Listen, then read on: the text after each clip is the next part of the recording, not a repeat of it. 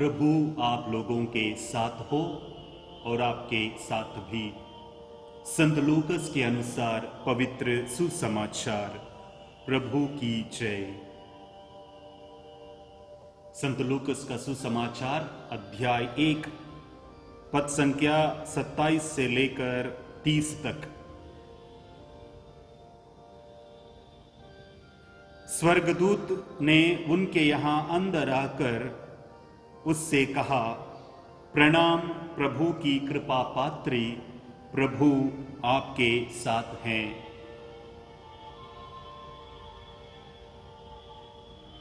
यह प्रभु का दिव्य सुसमाचार है। क्रिस्त प्रभु की जय। प्रभु क्रिस्त में मेरे प्यारे भाई और बहनों, आज हम माता मरियम परिवारों की रानी इस विषय पर मनन चिंतन करेंगे। अभी जो हमने सुसमाचार सुना संत लूकस रचित अध्याय 1, उसमें हमने सुना कि स्वर्गदूत ने मरियम के यहां अंदर आकर मरियम को प्रणाम किया। मतलब माता मरियम अपने घर में थी और स्वर्गदूत माता मरियम के घर के अंदर प्रवेश करता है और वहां पर माता मरियम को प्रणाम करता है। अब एक सवाल है कि स्वर्गदूत माता मरियम से मिलने के लिए घर में क्यों आया? क्योंकि बाइबल में अनेक जगहों पर इसका जिक्र किया गया, जब ईश्वर अपने लोगों को दर्शन देते थे तो या तो वो मंदिर में या मरुभूमि में या पहाड़ पर। लेकिन यहां पर स्वर्गदूत माता मरियम से मिलने के लिए, उनको यह शुभ संदेश देने के लिए वो माता मरियम के घर में क्यों आए? क्योंकि घर मां के गर्भ का विस्तार होता है। House is an extension of mother's womb. जो बच्चा माता मरियम के गर्भ में शरीर धारण करने वाला था, स्वयं प्रभु यीशु मसीह, उनके जन्म के बाद वो उसी परिवार में, उसी घर में उनका पालन पोषण होना था। इन सभी बातों को ध्यान में रखते हुए परम पिता परमेश्वर परिवार को एक मुख्य स्थान देते हैं। प्यारे भाई और बहनों, इसीलिए चाहे वो मेरा परिवार हो या आपका परिवार हो, हम में से हर एक का परिवार हमारी मां के गर्भ का विस्तार या विस्तारित रूप है। It's an extension of a mother's womb. जब गर्भ में रहते समय बच्चा गर्भ में सुरक्षित महसूस करता है, उसी प्रकार हम अपने अपने परिवारों में कितना सुरक्षित रहते हैं, कितना आनंद का अनुभव महसूस करते हैं। वहां पर ऐसे लोग हैं हमारे चारों तरफ जो हमारी देखभाल करते हैं, हमारी उन्नति में, हमारी खुशहाली में वो अपना योगदान देते हैं। जी हां मेरे प्यारे भाई और बहनों, इसलिए परिवार बहुत जरूरी है और यह उचित है कि हम माता मरियम को परिवार की रानी के रूप में भी हम देखते हैं। संत योसेफ और माता मरियम का परिवार अन्य परिवारों से जैसे ही था, लेकिन ईश्वर ने इस परिवार को क्यों चुना? हम जानते हैं कि उत्पत्ति ग्रंथ में आदम और हेवा ने पाप किया। उन्होंने ईश्वर की आज्ञा का उल्लंघन किया, उनके वचन को नहीं सुना और इसलिए हम जानते हैं कि पाप यानी कि मृत्यु इस संसार में आई और उस मृत्यु से बचाने के लिए, उस पाप के कलंक को मिटाने के लिए ईश्वर स्वयं आदम और एवा के रूप में एक प्रकार से माता मरियम और यूसुफ को चुनते हैं और उनके द्वारा प्रभु यीशु को इस संसार की मुक्ति के लिए अर्पित कर देते हैं। आदम और हेवा, ये आदम वाटिका में हम जानते थे कि ईश्वर शाम को उनके साथ बगीचे में चलता था। वे लेकिन चले नहीं प्रभु की राह पर, उन्होंने पाप किया, ईश्वर की आज्ञा का उल्लंघन किया। ईश्वर उनके साथ चलते थे लेकिन वो ईश्वर के साथ नहीं चले। लेकिन यहां पर एक परिवार है, मरियम और यूसुफ का परिवार, प्रभु के आज्ञा के अनुसार वो आगे बढ़ा, वो प्रभु के वचनों के अनुसार उन्होंने जीने की कोशिश की।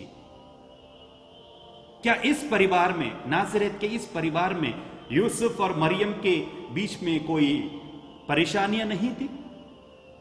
बहुत सारी परेशानियां थी मेरे प्यारे भाई और बहनों।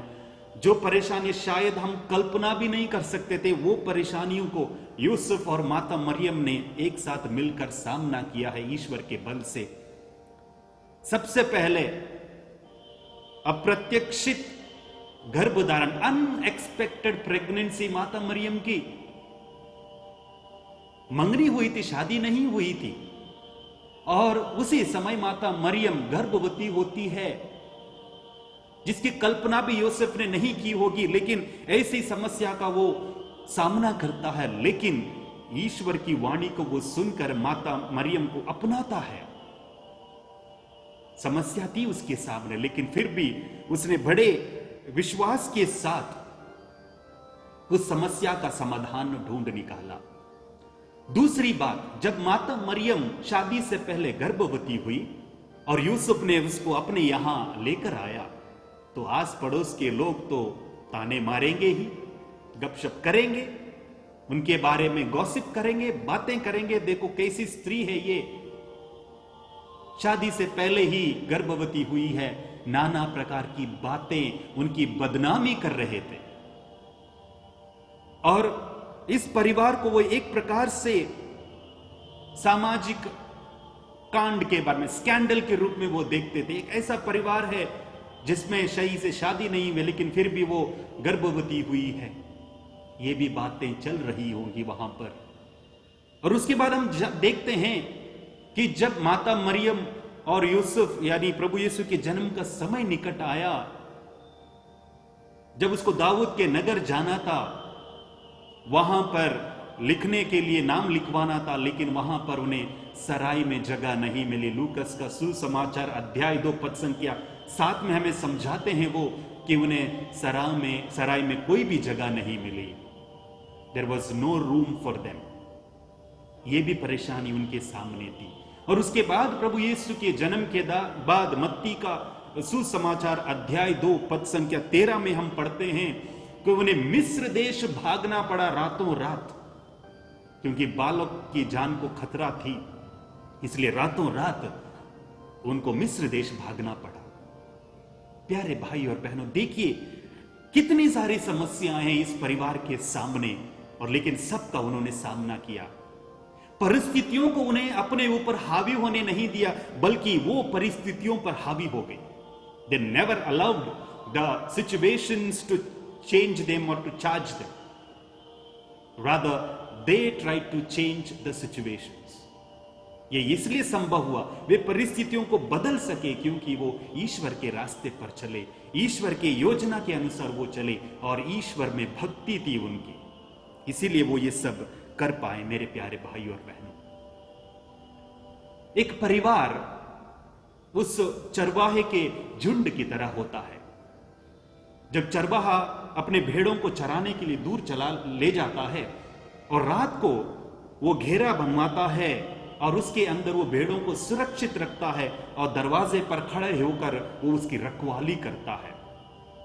हमारे माता पिता हमारी रखवाली ऐसे ही करते हैं, और इसलिए प्रभु यीशु संत योहन का सुसमाचार अध्याय 10 पद संख्या 27 में कहते हैं, मेरी भेड़ें मेरी आवाज पहचानती है और मैं उनका सर्वनाश होने नहीं दूंगा।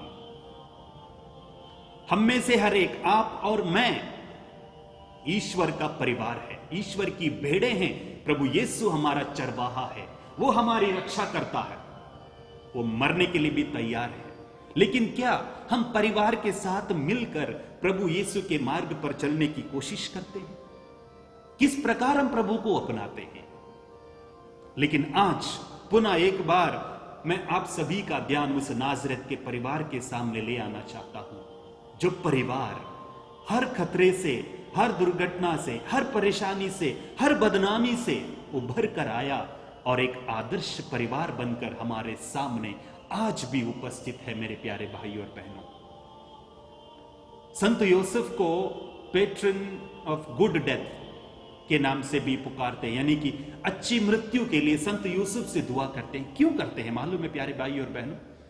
क्योंकि संत यूसुफ की मृत्यु उसी घर में प्रभु यीशु और माता मरियम की शायद गोद में ही हुई है। उनके साथ रहकर ही संत यूसुफ ने अपनी अंतिम सांस ली होगी। प्रभु यीशु और माता मरियम की संगति में उन्होंने अपने सांसारिक शरीर को त्याग दिया। ऐसी अच्छी मृत्यु संत यूसुफ को हुई और इसीलिए हम संत यूसुफ की मध्यस्थता से प्रार्थना करते हैं कि हमारे लिए भी एक अच्छी मौत, अच्छी मृत्यु मिले। प्यारे भाई और बहनों, अपने परिवार में, अपने परिवारजनों के साथ, मान लीजिए हमारे दादा, हमारे बुजुर्ग माँ, माता, पिता होंगे, जब वो अपने बच्चों के समक्ष एक साथ हैं, जब उनके सामने जब प्राण त्याग देते हैं तो उनको कितनी खुशी मिलती होगी। और यहां तक कि परिवार के सदस्यों को भी एक प्रकार से तसल्ली मिलती है कि हाँ, हमारे माता पिता या हमारे दादा दादी ने इस परिवार में ही, हमारे सामने ही अपने प्राण त्याग दिए। ये अनुभव मुझे मिला है। 2 साल पहले जब मैं मेरे पापा को सुबह का नाश्ता दे रहा था और नाश्ता देते ही उन्होंने थोड़ा पॉरेज खाया, उसके बाद बोला बस बेटा। मैं और मेरी दीदी थी, हम लोग उनको पॉरेज खिला रहे थे। सुबह के शायद 8, सवा 8 बजे थे और जैसे ही उनको हमने खिलाया तो उन्होंने कहा बस बेटा, कोंकणी में कहते हैं कि पूरो पुता, बस बेटा। और उसके बाद उन्होंने अंतिम सांस ली। यह घटना मेरे आंखों के सामने अभी तक ओझल नहीं हो पाई है प्यारे भाई और बहनों, क्योंकि वो उनका प्यार था कि अपने बेटे या अपने बेटी के हाथ में अपने प्राण को त्यागना। और ये अनुभव एक तोहफा हमें मिला है। जी हाँ मेरे प्यारे भाई और बहनों, हमारे परिवार को हम कितना अच्छा बना सकते हैं। परेशानियां एक तरफ हैं, लेकिन उसे हमें हावी होने नहीं देना है, बल्कि परेशानियों ऊपर हमें हावी होना है। जब ईश्वर हमारे साथ है तो कौन हमारा विरोधी है? जब यूसुफ की मृत्यु के बाद क्या माता मरियम के सामने परेशानियां नहीं थी? उनको अपना घर संभालना था, उन्होंने भी घर की सफाई की है, उन्होंने भी खाना बनाया है। यहां तक कि उसके बाद भी शायद आस पड़ोस के लोग प्रभु यीशु के जन्म के बारे में चर्चा कर रहे होंगे कि कैसा बेटा उत्पन्न हुआ, ये सब। लेकिन सब कुछ उन्होंने झेला, सब कुछ उन्होंने सहन किया, लेकिन उसके बावजूद भी उन्होंने ईश्वर पर से अपना भरोसा नहीं खोया है। प्यारे भाई और बहनों, हमें जरूरत है कि हम अपने परिवार को एक प्रेममय परिवार बनाएं। जब हम परिवार में रहते हैं तो हमें मुखौटा धारण करने की जरूरत नहीं है। हमारे परिवार के लोग हमारी अच्छाइयां बुराइयों को सब जानते हैं, लेकिन हमें चाहिए कि परिवार के साथ मिलकर प्रार्थना करना। जब हम एक साथ मिलकर जब प्रार्थना करेंगे, बेशक हमारे परिवार नाज़रेत के परिवार जैसे बन सकते हैं, बन जाएंगे, क्योंकि माता मरियम हमारे परिवारों की रानी है। इस दुनिया में हम नजर डालेंगे तो काफी सारे ऐसे परिवार हैं जैसे एकल अभिभावक, सिंगल पेरेंट। कितने परेशानियां हैं उनके सामने, नाना प्रकार की बातें लोग करते हैं उनके बारे में, लेकिन फिर भी क्या वो जीते नहीं इस संसार में? ऐसे कई परिवार है जो कई माता पिता, विशेष रूप से माता है, मेरे पास आकर कहते हैं कि फादर, हमारा बेटा, हमारी बेटी हमारी बात को नहीं मानती है, नहीं मानता है, चर्च में नहीं जाते हैं, प्रार्थना नहीं करते हैं। समस्याएं हैं, बेरोजगारी है, आर्थिक समस्या है, बीमारी है, परेशानियां हैं, हर एक के परिवार में है। ये समस्याएं, ये परेशानियां, ये दुख माता मरियम और यूसुफ के परिवार में भी था, लेकिन उन्होंने ईश्वर पर विश्वास किया। प्यारे भाई और बहनों, आइए हम प्रभु से प्रार्थना करें। विशेष रूप से जब हम माता मरियम को हमारे परिवार की रानी मानते हैं तो उस रानी का दर्जा, रानी का स्थान उनको दें। वो हमारे परिवारों को संभालेगी, हमारे परिवारों को सुरक्षित रखेगी। हम प्रार्थना करें माता मरियम के द्वारा ताकि माता मरियम हमारी हर एक प्रार्थना को, हर एक जरूरत को प्रभु यीशु के सामने रखे, प्रभु यीशु के सामने रखकर हमारे परिवारों को वो आशीष एवं कृपा देने की कृपा करें।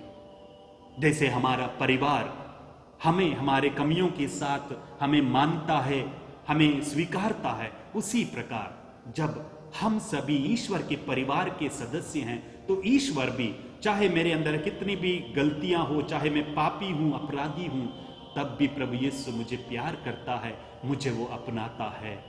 तो आइए प्रभु से प्रार्थना करें कि प्रभु क्रिस्त हमारे हर एक परिवार को नाजरत के उस परिवार के समान बनाए। दिल से, मन से दुआ करिए ताकि हमारा हर एक परिवार एक आदर्श क्रिस्तीय परिवार बन सके। पिता, पुत्र और पवित्र आत्मा के नाम पर आमीन। आज नोवेना का चौथा दिन है। आइए हम अपने परिवारों के लिए और इस संसार में उपस्थित विद्यमान हर एक परिवार के लिए हम माता मरियम से विशेष प्रार्थना करें। नाज़रेत के पवित्र परिवार की माता अपने पवित्र परिवार को ईश्वरीय राह में आगे बढ़ाया और उसे क्रिस्तीय एकता तथा शिक्षा का आदर्श उदाहरण बनाया। हम अपने परिवार को भी आपके चरणों में समर्पित करते हैं। काना के विवाह समारोह में आपने अपने पुत्र से निवेदन कर पानी को दाख रस में परिवर्तित किया, जिससे कि उस परिवार का मान बना रहे। उसी प्रकार हम जानते हैं कि आप हमारे परिवारों की सारी आवश्यकताओं से भली भांति परिचित हैं। उन्हें अपने पुत्र संसार के मुक्तिदाता यीशु से दिलाने का कष्ट कीजिए। हमारे परिवारों को, सभी बीमार व्यक्तियों को चंगाई प्रदान कीजिए। कर्ज तथा आर्थिक समस्याओं को दूर कीजिए। प्रार्थना या ईश्वरीय कार्यों की कमी है, उन कमियों को दूर कीजिए। पवित्र वचन का पाठन कर उसके अनुसार जीवन शैली अपनाने का साहस प्रदान कीजिए। आपसी झगड़ों या मन मुटाव को दूर कीजिए। पास पड़ोस के लोगों से प्रेम के संबंध स्थापित करने में हमारी मदद कीजिए। बेरोजगारों को रोजगार प्रदान कीजिए। नशे तथा विषय वासना की बुराइयों को हटा दीजिए। अशुद्ध रिश्ते नातों को समाप्त कीजिए। माता पिताओं को संतान के अच्छे पालन पोषण के लिए मार्गदर्शन प्रदान कीजिए। सच्चे प्रेम से प्रेरित होकर जरूरतमंदों की मदद करने, प्रेम, दया, विनम्रता तथा सहनशीलता की भावनाओं को हमारे अंदर उत्पन्न कीजिए। बच्चों, माता पिता तथा बड़ों का आदर सम्मान करना और उनकी इज्जत करना हमें सिखाइए। अनैतिक रूप से कमाई संपत्तियों के लालच से हमें बचाइए। परिवार के द्वेष रखने वालों को मित्र बना दीजिए और परिवार की मृत सदस्यों को संतों की संगति प्रदान कीजिए। इन सभी हमारी और अन्य सभी आवश्यकताओं को यदि ईश्वर की इच्छा के अनुसार है, उन्हें हमें प्रदान करने की कृपा कीजिए। प्यारे भाई और बहनों, इस समय हम अपनी परिवार की जो भी कमजोरी हैं, जो भी त्रुटियां हैं, जो भी परेशानियां हैं, पूरे विश्वास के साथ माता मरियम के चरणों में समर्पित करें। माता मरियम हमारे परिवार के हर एक सदस्य को वो जानती है, क्योंकि माता मरियम हमारे परिवारों की रानी है। यदि हमने हमारी माता मरियम को हमारे परिवारों की रानी माना है, तो उनका रानी का स्थान दें, वो सम्मान दें, ताकि वह हमारे परिवार के हर एक सदस्य को प्रभु यीशु के प्रेम से भर दे। पूरे विश्वास के साथ आइए हम अपनी पारिवारिक आवश्यकताओं को माता मरियम के चरणों में रखते हुए माता मरियम से प्रार्थना करें। प्रणाम मरिया, कृपा पूर्ण, प्रभु तेरे साथ है, धन्य तू स्त्रियों में और धन्य तेरे गर्भ का फल यीशु। हे संत मरिया, परमेश्वर की माँ, प्रार्थना करम पापियों के लिए अब और हमारे मरने के समय, आमीन। हे संत मरिया, हमारे लिए प्रार्थना कर। सभी परिवारों की रानी, हमारे लिए प्रार्थना कर। शांति की रानी, हमारे लिए प्रार्थना कर। और सर्वशक्तिमान ईश्वर पिता, पुत्र और पवित्र आत्मा आप सभी को अपना आशीर्वाद प्रदान करे, आमीन।